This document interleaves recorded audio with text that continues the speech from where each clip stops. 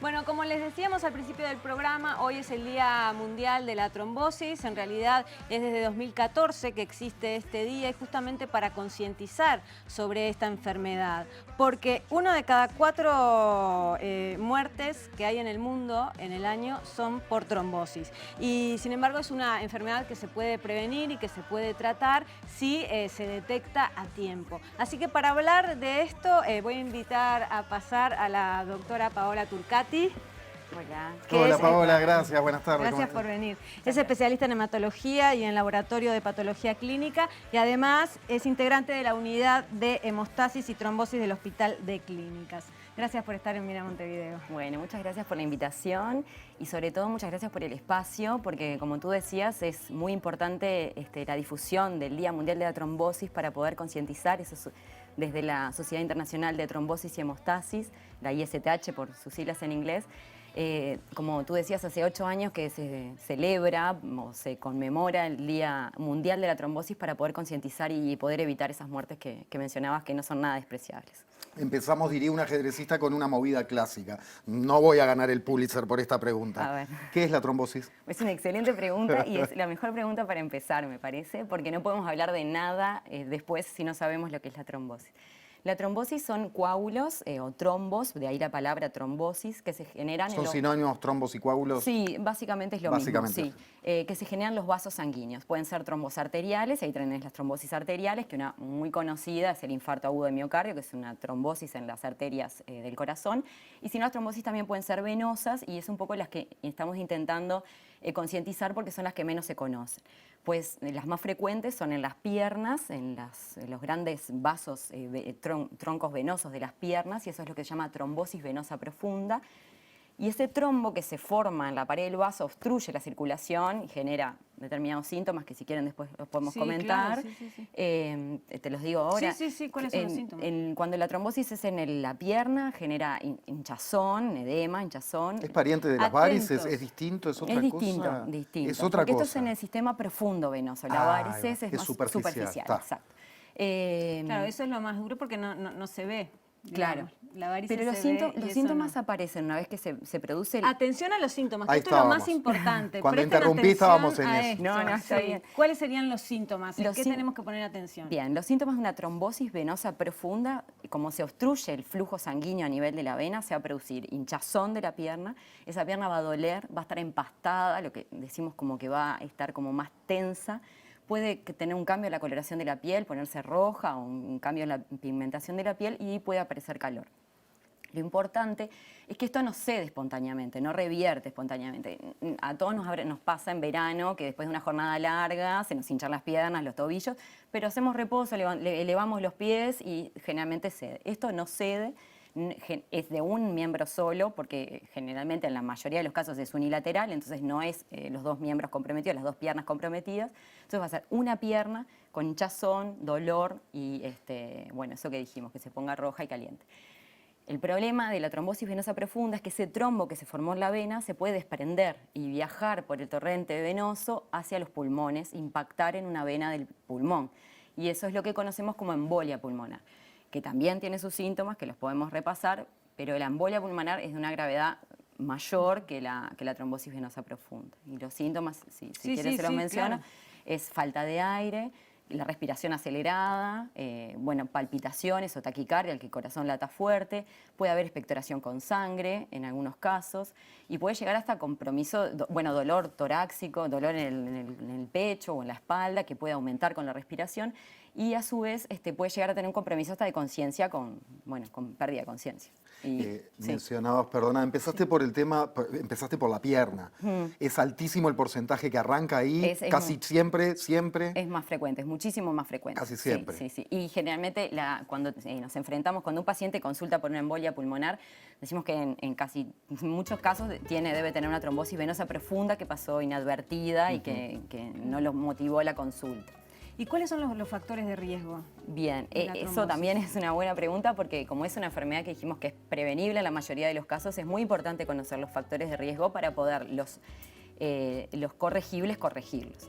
Los factores de riesgo muchos les van a sonar similares a otras patologías como son la obesidad o el sobrepeso, el hábito tabáquico, el fumar. Bueno, el sedentarismo es muy importante porque imagínense que esa circulación está detenida, si una persona pasa mucho tiempo sentada. Eso va de la mano de la internación, que es un factor de riesgo también muy importante, porque en la internación se dice que luego de 3 días que uno está postrado en cama sin poder movilizarse o movilizándose lo mínimo, el riesgo de trombosis es muy elevado, y eso es porque no se moviliza la sangre como debería. Entonces dijimos, vamos a repasar el obesidad, sedentarismo, hábito tabáquico, las internaciones, la edad avanzada, mayores de 70 años tienen más riesgo de trombosis. Hay una importante asociación de trombosis y cáncer también. Sí, ¿y eso a qué se debe? A múltiples factores, pueden ser por la propia biología del tumor, del cáncer, que pueda ser procoagulante o liberar partículas procoagulantes de la propia histología del tumor, y si no también se asocia porque esos pacientes están sometidos a más internación, al tratamiento oncológico en sí, que también puede ser propenso al sedentarismo o a veces quietud. Y además porque son sometidos también a múltiples cirugías, que la cirugía hace lesión endotelial, que el endotelio es el vaso, lo que recubre los vasos sanguíneos, y eso también es otro factor de riesgo adicional. Me quedé con esa cifra que tiraba Noelia hoy de que 1 cada 4 muertes tiene que ver con eso. Sí. Tiene que ver, quiere decir que la trombosis se combina con alguna otra dolencia. Digo, las causas de muerte suelen ser así, combinaciones. Sí. ¿Cómo se explica ese altísimo, un 25% de las muertes más o menos, es altísimo? Y lo peor de eso es que son en la mayoría de los casos prevenibles. Eso es importante, más allá del número, es que son prevenibles. O sea, es importante el número, pero además es prevenible. Pero ahí la trombosis como protagonista, digamos, tirando del pelotón de esa enfermedad que llevó a la muerte. Vos imaginate que el sistema circulatorio es el corazón que bombea sangre por las arterias oxigenada hacia los tejidos. Los tejidos toman ese oxígeno de las arterias y lo devuelven desoxigenado, sin oxígeno, por intermedio de las venas al pulmón. Si el pulmón frena su circulación por un trombo, no vuelve a haber oxígeno a los órganos nobles, entonces hay falla multiorgánica y además complicaciones que pueden llevar a la muerte del paciente.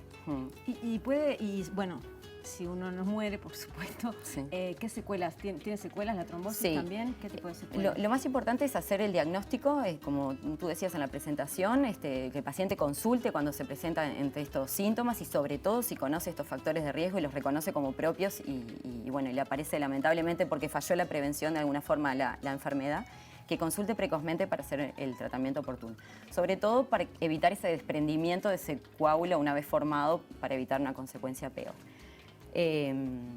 Me perdí la pregunta. Secuela, no, de la secuela. La secuela, bueno. Que tuviste una trombosis. La pierna, lo que se llama es un síndrome postrombótico, que no siempre se da, no se da en todos los casos, pero puede suceder, y es que esa pierna quede con cierto edema crónico, dolor, y eso trae lo que llamamos comorbilidades, o sea, una afectación en la calidad de vida del paciente que le lleve al ausentismo laboral, a tener que reconsultar y complicaciones que no son deseadas para el individuo.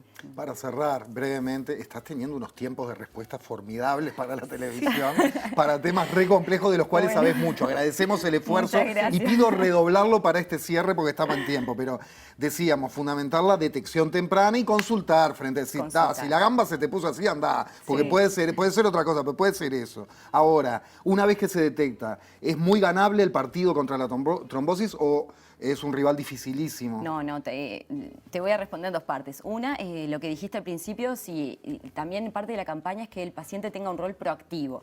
O sea, más allá de que consulte con los síntomas, que una vez que ingresa al hospital por cualquier motivo, que sepa si tiene o no factores de riesgo. El paciente sabe si fuma, si es obeso, eso lamentablemente lo conocemos, y si no... Que lo consulte, que lo converse con el médico, que evalúe su estado de riesgo para ver si requiere alguna medida farmacológica en la internación. Por otro lado, una vez que eso falla y que se produce la trombosis, el tratamiento es anticoagulante. Tenemos múltiples anticoagulantes, hay anticoagulantes que son por vía subcutánea, con pinchacitos en la panza, hay otros que son vía oral. Tenemos fármacos que tienen más de 50 años en el mercado y que son muy conocidos, y otros más nuevos, pero que también ya están sumamente bien utilizados y probados. Y el tratamiento dura 3 meses mínimo Y después, bueno, dependiendo de la causa que lo provocó, se puede extender o no más tiempo, pero mínimo son 3 meses de Es anticoagulación. muy tratable. Sí. Hay que estar atento, digamos, a los síntomas y cuidarse también, Sí, ¿no? tenemos que evitar Estas llegar a que cosas. se produzca la trombosis, ¿no? Esa es la idea. Exactamente. Paola, muchísimas gracias Bueno, por haber muchas estado hoy gracias. acá. Ha sido un gusto. Un gusto, de gracias por el verdad. espacio.